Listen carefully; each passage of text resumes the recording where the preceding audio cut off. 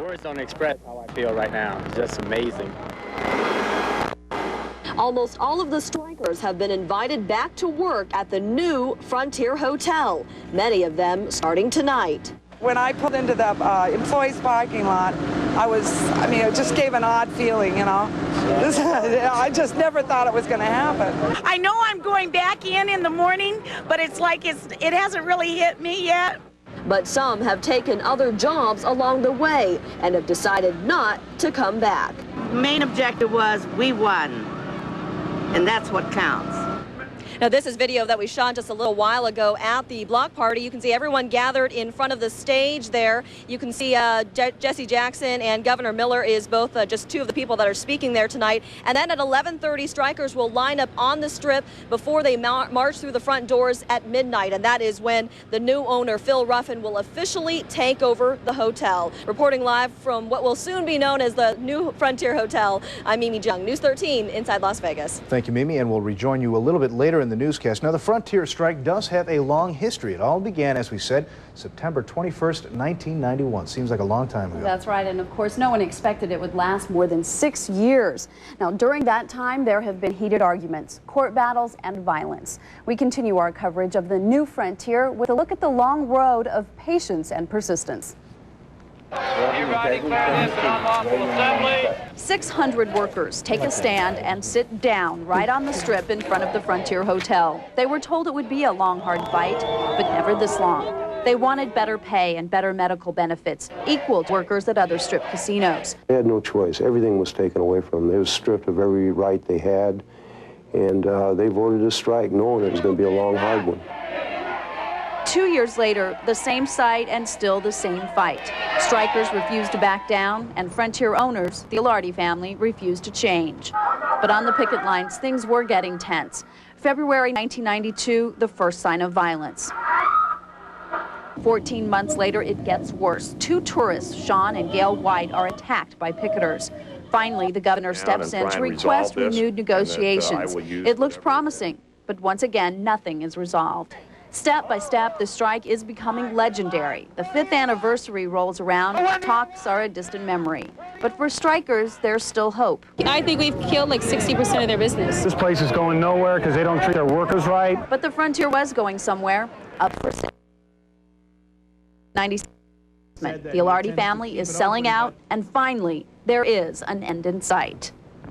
Although the new Frontier owner, Phil Ruffin, bought the property for $165 million back in October, his gaming license doesn't take effect until tonight. Now, at midnight, the exact end of the strike, we will be here with live coverage. Stay tuned.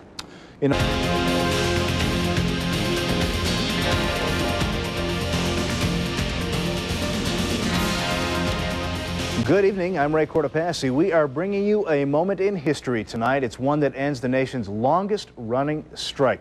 Frontier Hotel and casino workers who have been waiting 6.5 years to put down their picket signs will do just that as a new owner officially takes over the property. We believe we'll take a live picture now as those employees begin their celebrations. Do we have a picture of the Frontier out there? News 13's Mimi Jung is also standing by live. Mimi, set the scene for us out there. A lot of celebrations and a lot of happy applause we can hear out there. That's right, Ray. We are actually just a few minutes away. Let's pan over here over to Phil Ruffin, who is the new owner of the Frontier Hotel. You can see he's got a big pair of scissors over there, ready to cut the ribbon in just a few seconds here to make history here in Las Vegas to end the nation's longest running strike. 6 years, 4 months, and 10 days. 550 workers walked off the job back in September of 1991.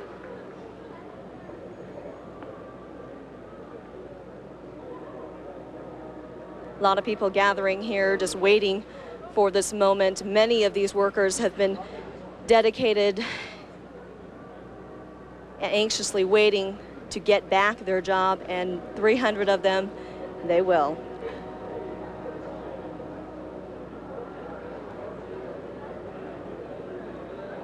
Now, Phil Ruffin is a Kansas businessman who has who bought the Frontier Hotel back in October.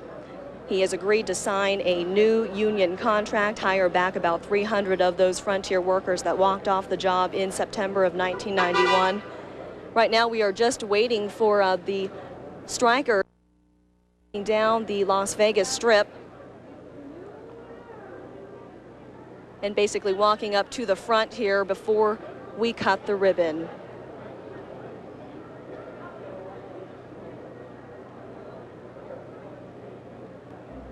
Much anticipation tonight.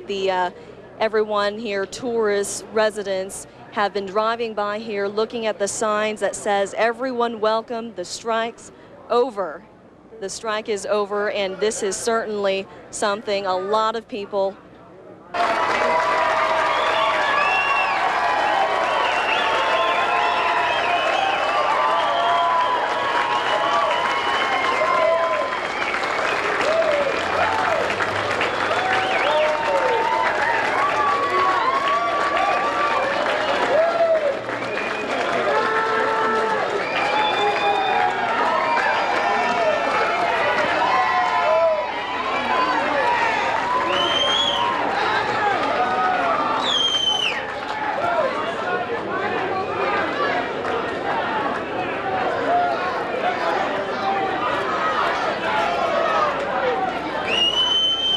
It is truly a victory for every single one of these workers who walked off the job.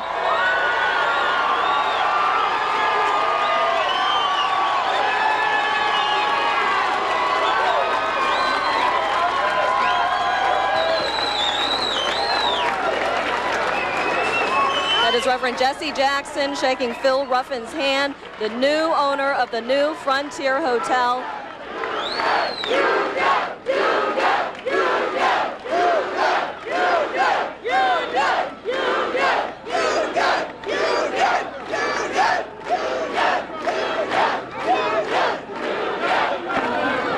This night has truly been incredible for everyone, the workers, the current employees, the strikers, the union.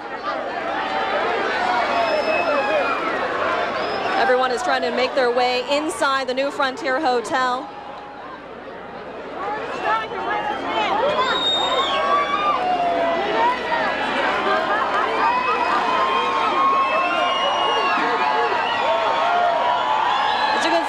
Excitement here as everyone is trying to push their way into the hotel. It is a moment that so many people have been waiting for.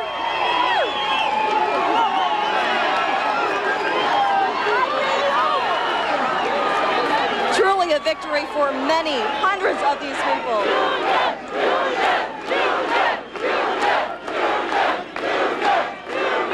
So there you have it. We have put an end to the nation's longest running strike, 6 years, 4 months, and 10 days, and many of these workers are happy to be back here at the new Frontier Hotel. Back to you, Ray. All right, Mimi, thank you very much. A triumphant march there, a momentous ribbon cutting, and so a long test of wills finally ends. A new era begins at the new Frontier. Of course, we'll have more from those workers and the rest of the celebration tomorrow on News 13 at 6 o'clock. For now, I'm Ray Cortopassi. Thank you for joining us. Have a good night.